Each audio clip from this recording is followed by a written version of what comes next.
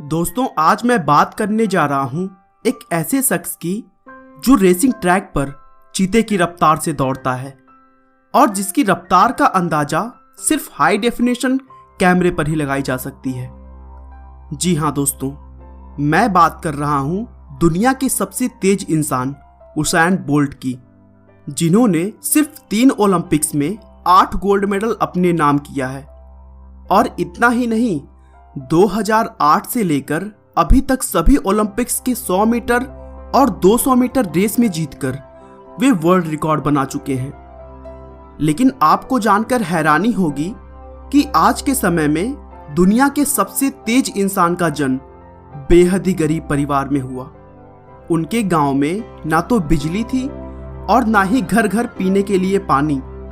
लेकिन इन सभी परेशानियों का बखूबी से सामना करते हुए बोल्ट ने दिखा दिया कि अगर इंसान के अंदर दिल से कुछ कर जाने की इच्छा हो तो दुनिया में कुछ भी असंभव नहीं है। तो चलिए दोस्तों, बिना आपका समय खराब किए हम बोल्ट के इस प्रेरणादायक जीवन को शुरू से जानते हैं। सेंट लियो उसैन बोल्ट का जन्म 21 अगस्त 1986 को जमैका के एक छोटे से गांव शेरवुड कंटेंट में हुआ था।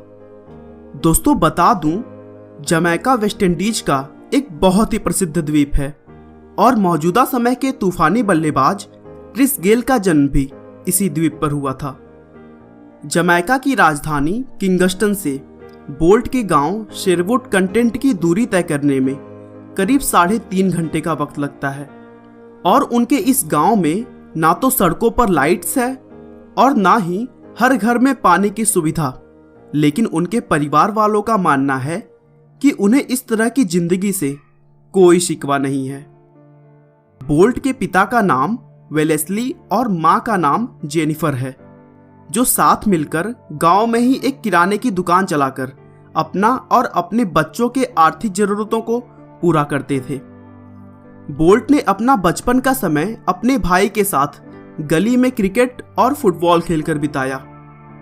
उन्होंने अभी हाल ही में एक इंटरव्यू में बताया कि जब मैं छोटा था तो वास्तव में मैं खेल के अलावा किसी चीज के बारे में नहीं सोचता था और इसीलिए बोल्ट ने शुरू से ही अपने दिमाग में खेल में ही कैरियर बनाने का सोच लिया था। अपनी छोटी उम्र में बोल्ट ने गांव के ही एक सरकारी स्कूल में पढ़ाई की और यहीं पर पहली बार उन्होंने रेस कंपटीशन में पार्टिसिपेट किया और सबसे तेज रनर बने। लेकिन 12 साल की उम्र तक बोल्ट ने यह तो सोच लिया था कि उन्हें खेल में अपना कैरियर बनाना है, लेकिन किस खेल में यह डिसाइड नहीं कर पा रहे थे, क्योंकि उन्हें फुटबॉल और क्रिकेट का भी बहुत शौक था।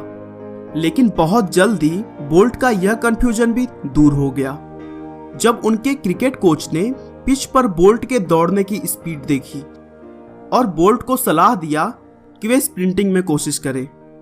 फिर क्या था, बोल्ट ने भी अपने कोच की सलाह मान ली और मैकेनल से दौड़ की ट्रेनिंग लेने लगे। और फिर पहली बार लगभग 15 साल की उम्र में कैरिबियन रीजनल कंपटीशन में जमैका के लिए खेलते हुए 2001 में 400 मीटर और 200 मीटर दौड़ में रजत पदक जीता और फिर 2002 में वर्ल्ड जूनियर चैंपियनशिप में एक गोल्ड के साथ 3 पदक जीते।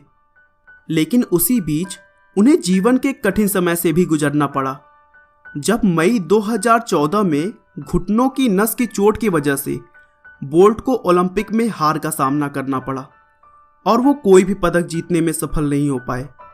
लेकिन उसके बाद भी उन्होंने हार नहीं मानी और जी जान से अगले ओलंपिक की तैयारी में लग गए।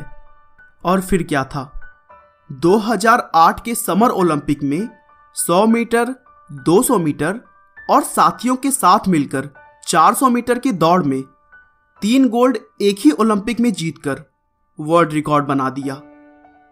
इसके अलावा 2008 से लेकर अभी तक सभी ओलंपिक्स के 100 मीटर और 200 मीटर रेस में जीतकर वे वर्ल्ड रिकॉर्ड भी बना चुके हैं।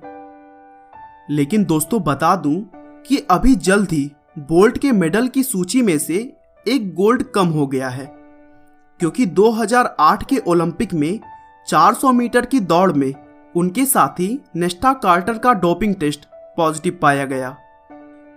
बोल्ट का कहना है कि अगर आज वे एक रनर नहीं होते तो एक तेज गेंदबाज होते, क्योंकि बचपन में उनकी गेंदबाजी बहुत अच्छी थी और वे शुरू से पाकिस्तान के वकार यूनिस की गेंदबाजी के प्रशंसक थे। दोस्तों, उसैन बोल्ट का जीवन हमें यह सीख देता है कि परेशानियां कैसी भी हों, अगर आप एक लक्ष्य निर्धारित कर उस लक्ष्य के लिए अपना 100% देते हैं तो आपको सफलता जरूर मिलेगी। मिल ही जाएगी मंजिल भटकते भटकते, गुमराह तो वो हैं जो घर से निकले ही नहीं। आपका बहुमूल्य समय देने के लिए बहुत बहुत धन्यवाद। इस वीडियो को लाइक करके आप हमारा मनोबल बढ़ा सकते हैं। दोस्तों, अगर आप हमारे वीडियो को मिस नहीं करना चाहते तो कृपया चैनल को सब्सक्राइब कर लें। आपको यह कहानी कैसी लगी हमें कमेंट करके जरूर बताएं। धन्यवाद।